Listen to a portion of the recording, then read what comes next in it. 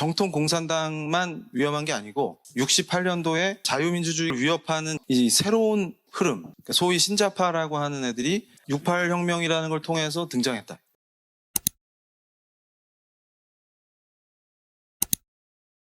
프랑스 68혁명의 현장에서 임종석처럼 열심히 뛰던 분이 이분이 다니엘 콩방디야. 콩방디의 친구들은 지금 정신 차리고 직장생활 열심히 하고 있습니다. 그런데 결국 자유의 적들로 등장한 신좌파들의 특징이 뭐냐 그러면 철부지 왜 그러냐면 콩방디가 존경했던 분이 마흐노라는 애가 있어요. 근데 이 친구가 뭐냐면 러시아 농민운동을 주도했는데 정통 레닌주의자가 아니에요. 그래가지고 지주와 싸우고 나치하고도 싸우는데 근데 사실 알고 봤더니 이 마흐노가 무슨 짓을 했냐면 유대인 학살과 사회적 폭력의 화신이었어요. 그런데 이 프랑스의 철부지들은 이분이 좋은 거지. 그러면서 또 뭘 하냐면 호찌민이 그렇게 영웅이에요. 왜냐하면 미제국주의와 싸우니까. 한국에도 한 명의 머저리가 있었으니 베트남전에서 미국이 지는 거 보고 짜릿했다는 분이 한 분 있어요. 호찌민 너무 멋있어요. 그러는데 그분이 우리나라 대통령이에요. 그러니까 나라 꼴이 이 모양이 되는 건 너무 자연스럽지. 근데 꽁방디나 그 친구들은 정신을 차렸는데 얘들은 아직도 정신을 못 차렸어. 그러니까 그만큼 철이 들든 거지.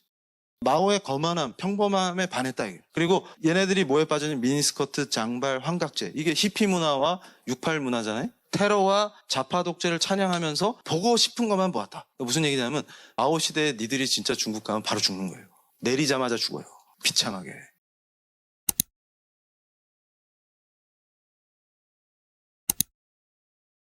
이분이 이제 마르쿠제라는 분인데 이분을 뭐라고 소개할까 그러다가 내가 이걸 딱 뽑았어. 플레이보이에 등장한 마르크스주의자. 그러니까 원래 마르크스주의랑 플레이보이는 안 어울려. 왜냐면 이거 중국 공산당이 봤으면 큰일 나. 얘네들은 미제국주의 사탄 마귀의 세력인데 얘네들이 볼 때 그런데 여기에 딱 출연하셨어. 마르크스주의자인데 폼나게 딱 담배 피우시면서. 그래서 교수들 중에 플레이보이에 출연한 유일한 인물이. 이분이 뭐 나름 섹시하셔서 출연한 게 아니고 이론 때문에. 이분의 특징은 뭐냐면 이놈의 기독교가 맨수인. 그래가지고 기독교를 중심으로 한 서구 문명의 성적 끈기. 그러니까 뭐냐면 로크가 등장하고 자유민주주의가 형성될 때 개인의 자유를 보장하지만 하나님 앞에서 자연법을 인식하는 윤리적 책임 있는 개인이잖아요. 그러니까 이 사람들이 계속 스트레스를 받는 거예요. 뭐냐면 사고를 치면 안 돼. 그래가지고 프로이드한테 짜증이 나 있는 거예요. 왜냐하면 아니 뭐 프로이드는 무슨 동성애니 근친상간이니 서구 기독교 문명에서 금기시하는 거를 자꾸 병원에 와가지고 진술하는 건 괜찮은데 하라는 얘기를 안 해주는 거야. 짜증이 나. 그래가지고 이분들은 해라 이렇게. 그래서 플레이보이에 나가신 거예요. 인기 짱이었다 이 시대에. 그래서 근데 이분이 했던 얘기 중에 제일 쇼킹한 게 뭐냐면 고임금을 받는 노동자들이 인류가 억압에서 해방되는 길을 막어. 그래서 제가 이걸 끄집어낸 거예요. 그래서 민주노총이 혁명의 장애물이야. 마르쿠제의 논리에 따르면. 그러니까 고임금을 받거든. 자동차 노조, 중공업 이런 분들이. 그리고 엄청난 복지 혜택을 받아요. 그러니까 이분들이 혁명의 장애물이야. 그래서 제가 그랬어요. 좌파 여러분 저와 손잡고 민주노총을 해체시킵시다. 혁명의 장애물입니다. 내가 언제 소름이 딱 돋았냐면 그 이태리 좌파 중에 가탈이라는 친구가 분자혁명 얘기야. 뭐냐면 삶의 전 영역에서 이제 혁명이 전에는 뭐예요? 자본주의 체제를 엎어버리고 새로 세팅하면 혁명이었는데 이제는 뭐냐면 그런 걸로 혁명이 안 돼. 해봤는데 망했잖아요. 얘네들이 어디로 진화하냐면 인간이 갖고 있는 자본주의적 욕망이 울컥 올라올 때 생활 세계에서 다양하게 아주 세분화돼서 나타나요. 그럴 때 그때마다 그거를 혁명적으로다가 딱 엎어버린 이게 분자혁명. 예를 들면 이런 거죠. 일부일처제를 유지해야 돼. 그러면서 갑자기 손이가 죄책감을 느껴. 그러면 어떻게 돼? 그럼 이럴 때 혁명적으로다가 왜 꼭 일부일처제야 하는데 이러면서 한동대에서 한 것처럼 한 집에 2-3명씩 살면 좋잖아. 선택적이고 지루하지 않고 그러면서 이게 인권이었네. 이러니까 한 남자와 한 여자의 결합. 이게 왜 꼭 가정해야 돼? 그랬더니 교회에서 가르쳐. 이거를 혁명적으로 엎어버려. 그랬더니 손이가 그날 받을 이유가 없어. 해방이야. 그러니까 뭐냐면 자본주의와 싸우겠다 하는데 생산관계에만 꽂히면 안 돼. 생활 영역 전 분야에서 자본주의에 오염된 욕망경제 모든 수준에서 다 혁명을 해야 되니까 개인. 그러니까 뭐예요? 정면으로 종교개혁의 전통으로 만들어진 서구 자유민주주의 체제의 그 개인을 해체시키는. 내가 로크 얘기하면서 서구 정치의 탁월함이 자유민주주의가 어떻게 세팅되냐 했더니 종교개혁의 하나님 앞에서의 하나님께 의무와 책임을 생각하는 자연법을 인식하는 개인을 얘기했다. 책임의 주체로서의. 그러니까 근대 형법에서 슐트, 책임, 형사 책임의 문제. 요게 가능한 거는 모던한 사회에서만 가능해요. 뭔 말인지 확 이해가 되죠. 근데 그걸 해체해야 돼. 안 그러면 혁명이 안 일어나. 그러니까 뭐예요? 프로테스탄티즘의 해체다. 베버가 말한 모더니티 해체다. 그렇게 해서 기독교적인 윤리로 세팅된 부부와 가족, 요거 해체해야 돼. 그리고 근대 규율 권력이 생산해내는 2세대 학교. 근데 학교가 위험한데 기독교 학교는 더 위험해. 2배로. 요거 해체해야 되고, 그다음에 활동가 집단 이런 애들 잡아야 돼. 감옥, 동성애 이렇게 해갖고 확장해갖고 모든 전선에서 정치 투쟁. 이걸 유목주의. 요게 이제 가타리의 분자혁명.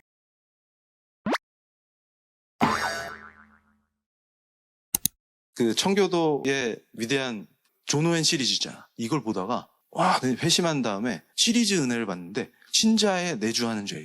왜냐하면 죄에 꽂혀 있었거든. 믿는다는 나란 존재는 왜 죄에 무력할까 이러면서 그걸 읽는데 와 시리즈 폭발 은혜가.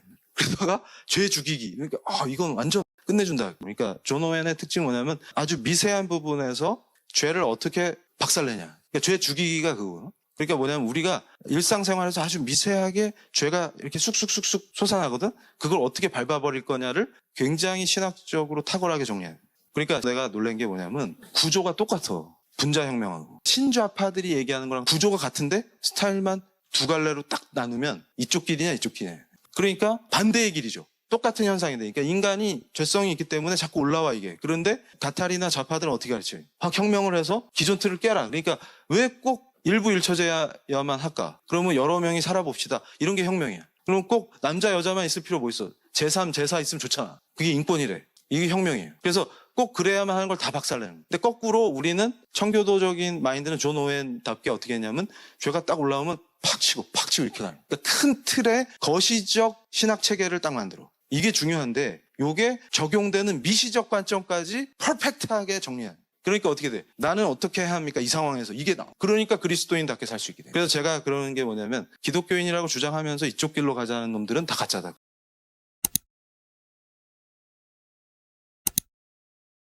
이 친구가 그람시인데 되게 착하게 생겼죠? 이런데 속으면 안 돼, 이 눈빛에.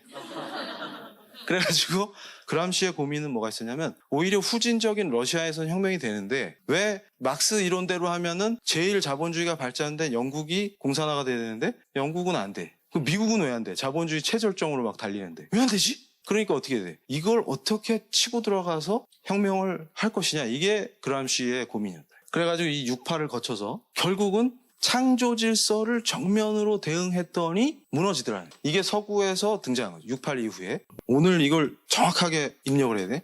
얘네들이 이 짓거리를 왜 하냐. 한마디로 얘기해서 성정치 성혁명이라고 하는 판을 왜 벌리냐 그러면 아까 말씀드렸던 프로테스탄티즘의 해체에 가장 강력한 무기를 발견한 거예요. 그러니까 분자혁명을 해야 되는데 분자혁명 과정에서 가장 효과적인 공격이 창조질서를 깨는 거예요. 근데 창조질서를 깰 때 뭐가 제일 핵심이냐면 한 남자와 한 여자 가 결합한 가정을 깨려면 뭐부터 깨야 되냐면 제3의 성을 인정하면 돼. 그러니까 창조질서가 얼마나 중요한지 모든 인간 규범의 기초였다. 안 믿는 애들까지도. 그러니까 왜냐하면 자연이 보여주는 게 하나님이 존재한다는 걸 느끼게 해주는 거예요. 그러니까 기독교를 모르는 애들조차도 하나님에 대한 경외감이 깔려있고 양심이 있다. 그래서 이걸 내가 잠깐 설명해주면 뭐냐면 그러니까 유대인들은 이미 법을 받았죠. 모세가 가져와서 알려줬대요. 그러니까 율법을 알아. 그러면 유대인이 아닌 애들은 어떡하냐. 로마서에도 나오는 것처럼 기독교인이 아닌 인간도 양심이 있기 때문에 뭔 하면 되고 뭔 하면 안 되겠다. 이게 규범이라는 걸 구성할 수 있어요, 인간이. 그래서 법이 거기서 출발한다. 성경적인 마인드로 생각하면. 그러니까 자연법은 보편적이기 때문에 규범을 할 수 있는데 창조 질서가 깨지면 그걸 해체시켜버리는 게 가능하다.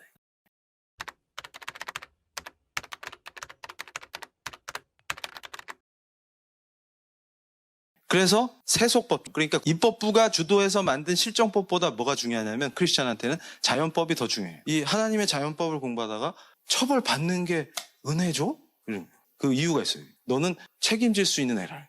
굉장히 좋은 거야. 슐트, 아까 얘기한 거죠. 종교개혁의 정신, 책임질 수 있는 애냐? 그래가지고 제가 어제도 우리 청년 스터디 할 때 예를 들어줬어. 꽃 하나 꽂으면 괜찮아. 범죄를 해도. 꽃 꽂은 거 안 보여? 이렇게 돼. 그러니까 걔는 괜찮아. 책임을 안 물어. 왜냐면 꽃 꽂았잖아. 그러니까 한정치산자 이런 거 되면 책임 안 져도 돼. 금치산 이런 거 되면. 그러니까 걔는 안녕 이렇게 돼. 좋아? 그러니까 무슨 얘기냐면 하나님 앞에서 금치산자 되면 책임을 안 물으셔. 안녕.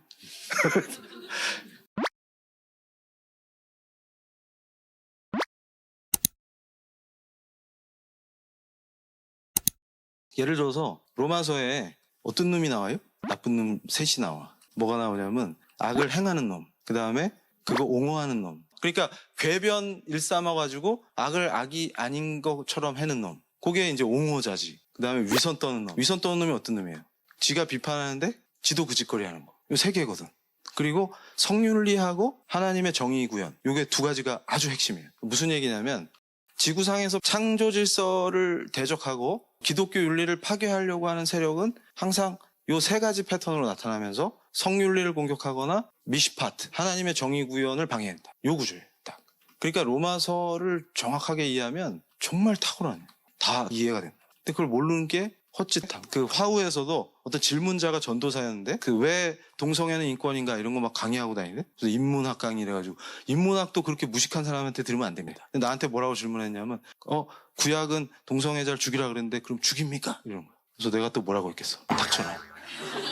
그래서 너는 그럼 유대교 전도사냐? 내가 그랬거든. 근데 그게 무슨 뜻이냐면 칼빈이 자연법 설명한 걸 이해를 못해. 그러니까 토마스 아퀴나스 자연법만 생각을 하고 개혁주의하고 자연법은 매칭이 안 된다고 착각하는 거예요. 근데 기독교 강요에 탁월하게 정리가 돼 있어. 하나님의 도덕법은 폐기되지 않습니다.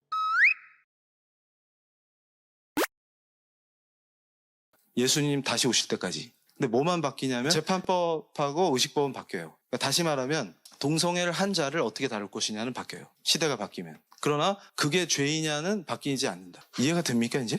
김근주 박사를 내가 비판했던 게 뭐냐면 창조 질서를 부정하면서 하나님의 정의와 공의를 얘기할 수 없습니다. 무슨 말인지 이해가 되죠? 창조 질서와 창조 목적을 부정하는 사람은 하나님의 정의와 공의를 말할 수 없어요.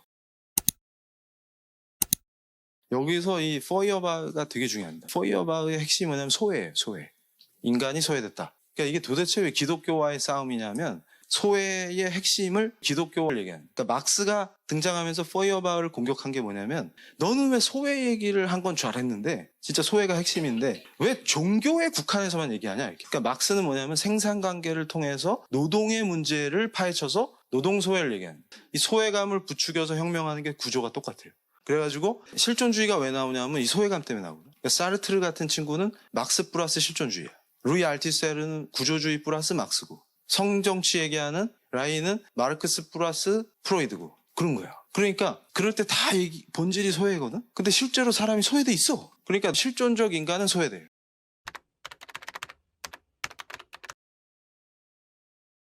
여기서 이제 소외감 얘기하면서 여성이 왜 소외되죠? 이런 거 얘기해보면 돼요. 그게 페미니즘과 성정치가 연결되는 또 구조예요. 그러니까 인류사에서 실제로 여성들이 억압받고 소외됐다. 종교개혁 이후에도 단계적으로 이게 개선됐다. 그래서 제가 지난 시간에 뭘 얘기했습니까? 그 정의론 얘기하면서 가치 중립이 가능하냐? 인간 사회에서. 그럴 때 가치 중립적 관점에서 힌두교든 이슬람이든 오케이? 이러면 안 된다 그랬죠. 왜냐하면 그게 여성을 차별하는 구조로 세팅된 상태에서 여성 인권을 얘기하는 것 자체가 넌센스잖아. 그러니까 힌두교적 여성관이 해체되고 이 법이 세팅됐다고 바로 해체되지 않아요. 이 관습까지 날아가려면 시민사회 전반에서 몸에 배야 돼요. 그래서 여기서 이제 개념을 정확히 정리하고 가면 젠더, 섹스, 요걸 내가 딱 정리해 줄게. 섹스, 생물학적인 성 맞지? 그럼 젠더, 사회문화적 성이죠? 그러니까 젠더면 무조건 50 몇 개 이게 아니고 잘 생각해봐요. 조선시대 김여인이 있어. 그 다음에 우리 미래인재, L정책연구원의 핵심 브레인 가 있어. 그러면 김여인과 는 생물학적으로 섹스가 동일하죠. 피메일이지. 그러면 동일한 젠더라고 생각합니까? 그러니까 조선시대 여성과 가 같아? 그게 무슨 얘기냐면 조선 사회가 규정한 여성성이 있죠. 그러면 전형적인 그 성 역할이 롤이 주어져요. 사회적으로, 문화적으로. 그러니까 칠거지약 이런 거 규제를 하고. 근데 지금 칠거지약 있어요? 없잖아. 그러면 달라. 그러니까 그걸 뭐라고 표현할 수밖에 없어? 젠더라고 표현할 수밖에 없는 거예요. 그러니까 그게 무슨 얘기냐면 여성은 이것만 해야 돼 이렇게 성 역할을 정하는 게 시대의 흐름이 있다는 거예요. 근데 내가 가끔 깜짝 놀랐던 것 중에 하나가 뭐냐면 박사과정 하는 여학생이 있거든? 근데 이 여학생이 이제 결혼 전경이가 됐어. 연세 드신 목사님한테 상담을 하는 거예요. 저는 어떻게 해야 될까요? 그때 목사님이 빨리 공부 그만두고 결혼해라. 그리고 집에 들어앉아라. 뭔 소리지? 그리고 또 다른 분들한테도 여자는 집에 있어라. 그래야 이게 균형이 맞고 조화롭다. 그리고 네가 돈을 안 벌어야 남편 기가 살고 열심히 돈을 벌지 네가 돈 벌어오면 저놈이 게을러진다. 그래서 이래야 조화가 맞는다. 그래서 내가 듣고 있다가 이게 맞는 상담이야? 뭐야 이게. 근데 또 나는 또 이게 권위를 존중하기 때문에 말은 못하고 그러니까 무슨 얘기냐면 잘 보세요. 그게 유교야 기독교야. 유교적 성역할에다가 갑자기 성경을 연결시키니까 엉망진창 해석이 나온다. 제가 언제 정신을 차렸냐면 지금 우리 부부가 활약할 때 그 돕는 배필이라는 게 뭘까? 근데 그거 내가 좀 이해를 했다. 사역하면서. 그게 뭐냐면 저분은 절대 자기 의지를 굽히지 않는 초창기에 핵심 페미니스트였어요. 그래가지고 내가 정말 힘들었다. 그래가지고 문중에서 뭘 하는데 선산 있잖아요. 거기 가가지고 유교 관행을 엎었다. 문중에 거기 이렇게 보면 옛날 선산의 무덤 보면 막 한자로 써 있잖아요. 무슨 대부 이뭐뭐. 근데 옆에 숙부인 뭐 밀양 박씨 뭐 이렇게 나오잖아요. 그때 저분이 딱 이제기야. 어브젝션 이러면서 여자는 왜 이름이 없어요? 근데 여자는 이름이 없다. 할아버지가.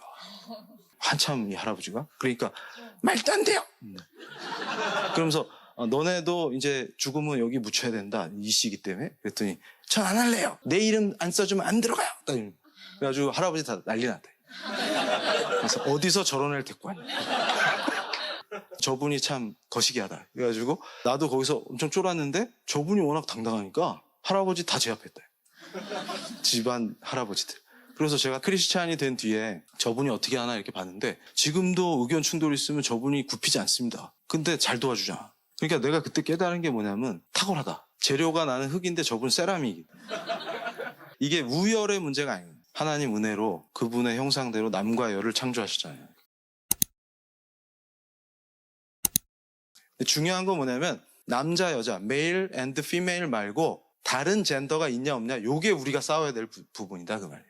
젠더라는 말 쓰면 안 돼가 아니고 젠더인데 남녀 말고 딴 젠더가 또 있어? 그게 뭐예요? 바이너리한 거. 양성 외에 난 바이너리 젠더가 있냐고. 그러면 뉴욕에서 난리 난 게 뭐냐면 제3의 젠더를 인정했기 때문이지 젠더라는 말을 쓰기 때문이 아니에요.